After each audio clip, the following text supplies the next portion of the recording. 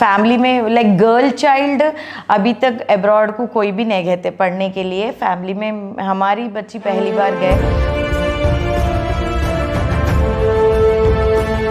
हम लोग बहुत शुक्रगुजार है कि KTR साहब के और KCR साहब के, उनकी जीत चाहिए हमको। मेरी बड़ी बेटी का नाम आयशा मोसीना है। उन्होंने स्कॉलरशिप लेके UK लंदन को गए पढ़ने।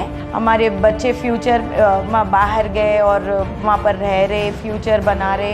ये सब KCR गवर्नमेंट के तरफ से ही छोड़ा। उसके अलावा हम तो उतना कर नहीं सकते थे, बगैर स्कॉलरशिप के हम नहीं कर सकते थे। We are going to vote KCR only because we are very thankful for him that he has helped my children to go abroad and studied in our family. She is the only girl child. She went first and that we are proud of in our family.